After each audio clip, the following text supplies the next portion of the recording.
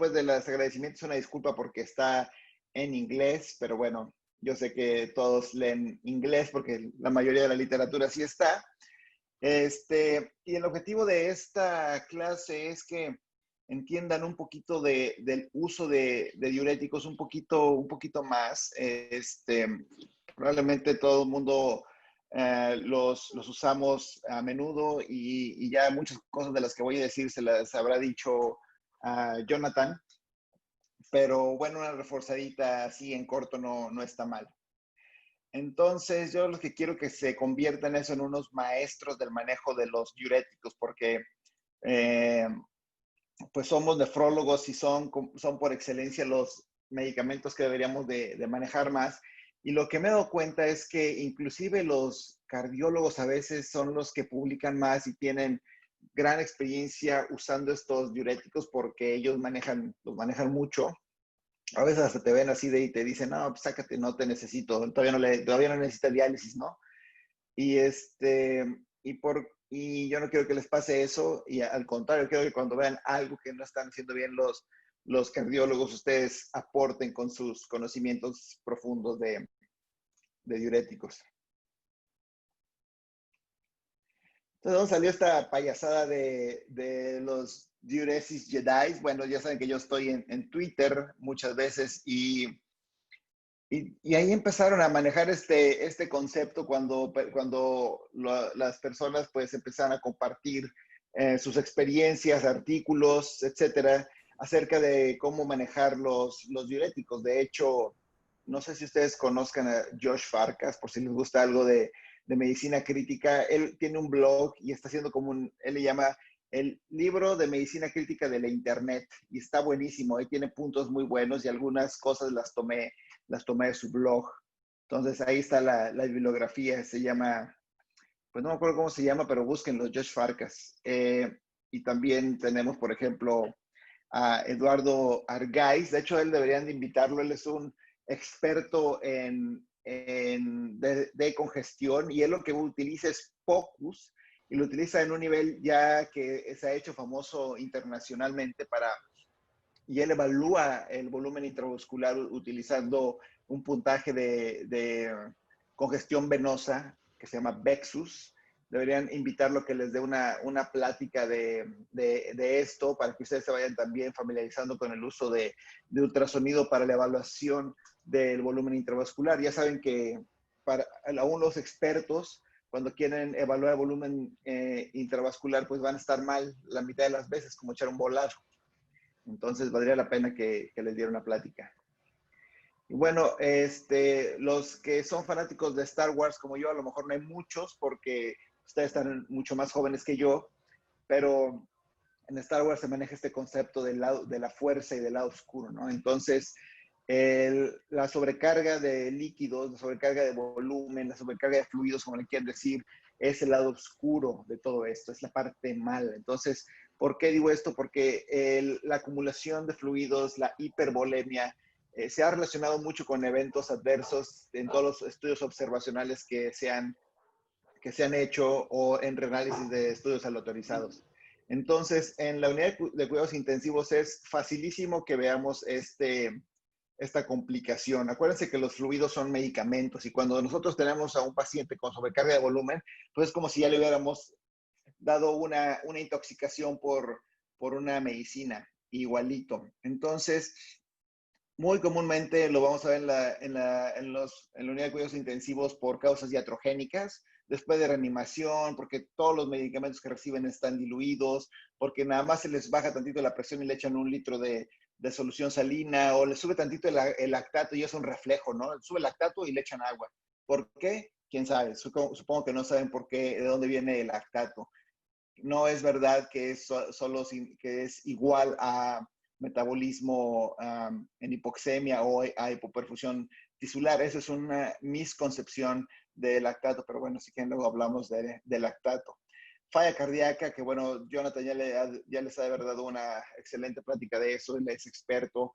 Fuga capilar, y esto es bastante común en sepsis y en otros estados hiperinflamatorios como en trauma, pancreatitis. Entonces, antes de que el paciente necesite diálisis, muchas veces con un manejo excelente de los diuréticos pueden salvar a los pacientes de recibir diálisis. ¿Por qué? Porque para mí una de las principales indicaciones de iniciar un paciente en diálisis es precisamente la sobrecarga de volumen. Y los diuréticos eh, causan a veces cierta ansiedad porque dan complicaciones. Por ahí alguien tiene un teléfono, un micrófono abierto, a ver si se puede poner mute. Y pero ya sabemos nosotros qué complicaciones nos van a dar. Entonces hay que estar a las vivas para identificarlas de forma temprana y pues para hacer un plan de cómo vamos a taclear estas complicaciones. Y esto es tu paciente, ¿no? Después de un par de días en la unidad de cuidados intensivos.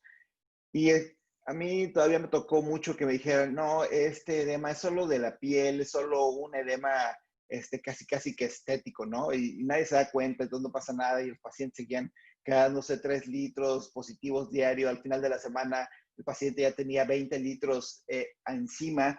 Pues eso no debe de ser porque este fluido, ya saben que es como la humedad que se mete en todos lados. Así son los fluidos. Donde más lo vemos pues es a nivel respiratorio y es donde los efectos son más dramáticos, sobre todo cuando nos dan edema agudo de pulmón.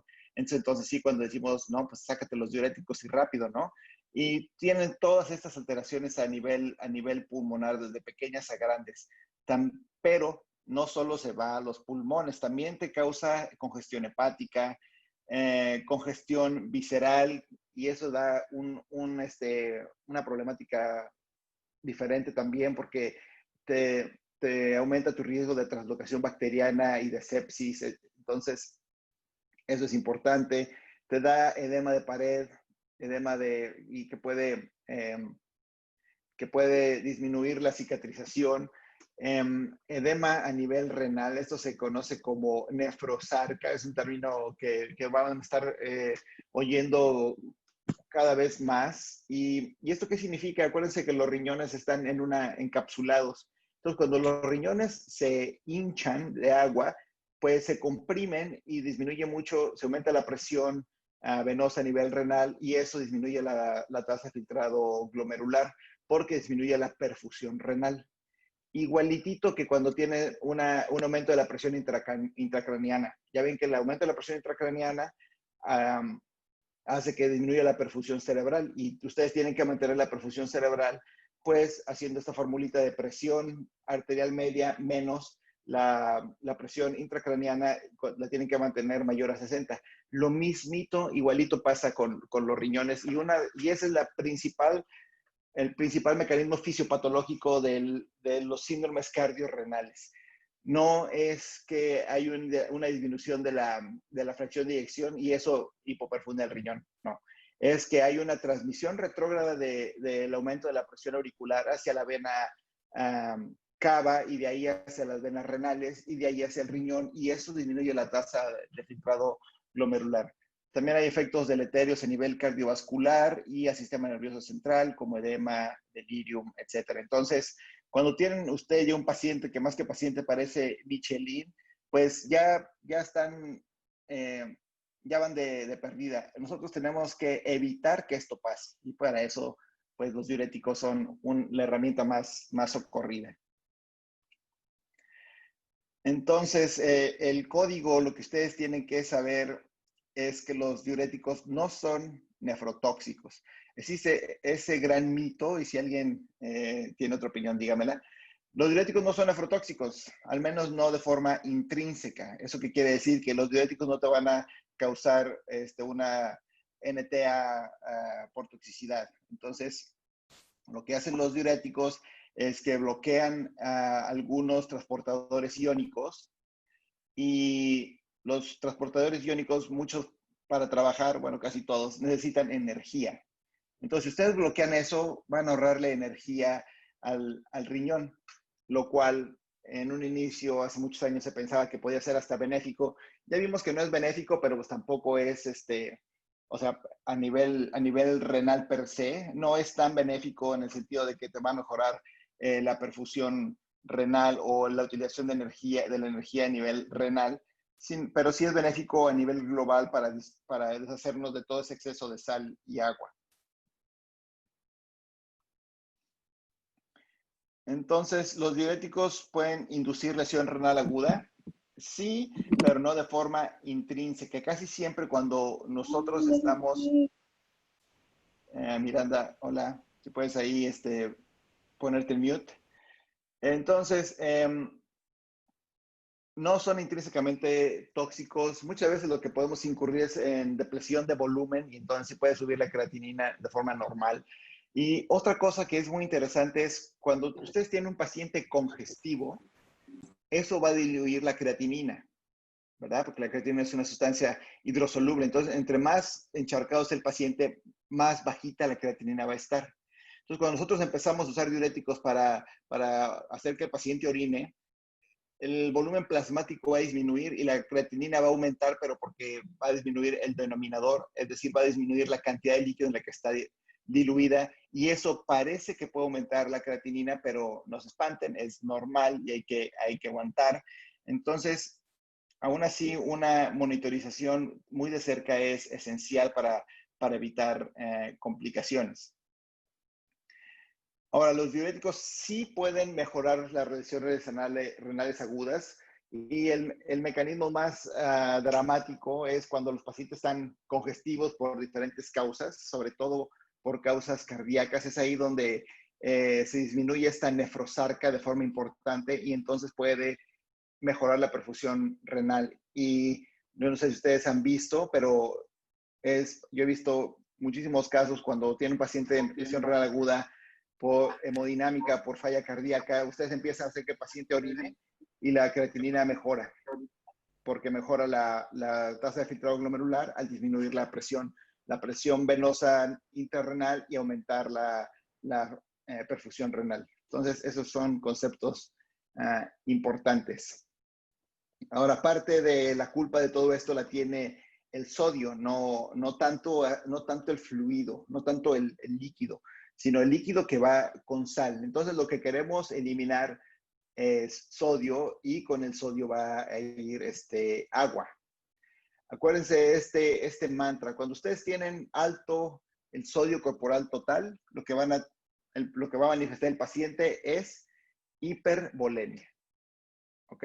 Cuando ustedes tienen agua en exceso de sodio, lo que va a tener el paciente va a ser hiponatremia. Cuando ustedes tienen el agua corporal total disminuida, lo que va a presentar el paciente es hipernatremia. Y cuando ustedes tienen disminuido el sodio corporal total, lo que va a presentar el paciente es hipovolemia. Entonces, ese mantra no lo tienen que olvidar y tienen que utilizar ustedes los términos a la perfección. Cuando digan que un paciente está deshidratado, significa que el paciente tiene hipernatremia. Así. Si ustedes, ya si otro médico o tu abuelita te dice que está deshidratada, bueno, pues ya entiendes a qué se refiere, pero entre nosotros los términos importan.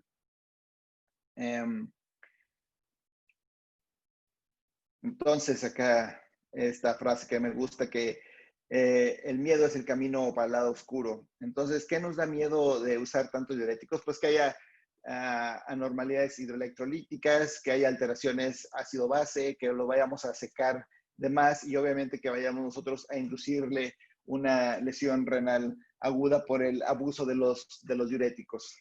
Entonces, si ustedes controlan sus miedos, van a llegar a ser unos maestros del uso de diuréticos. Entonces, bueno, los diuréticos más famosos son, digamos, estos cuatro: los proximales, como la cetozolamida; los de asa, como la furo; los tipo tiazida; y los distales, que pueden ser los ahorradores de potasio, como el amiloride, o los bloqueadores del receptor de aldosterona. Entonces, vamos a hablar un poquito de la cetazolamida. Y la cetazolamida es como Qui-Gon Jinn. No sé si ustedes, bueno, olvídense de los nombres de los Jedi, pero bueno, este diurético es bastante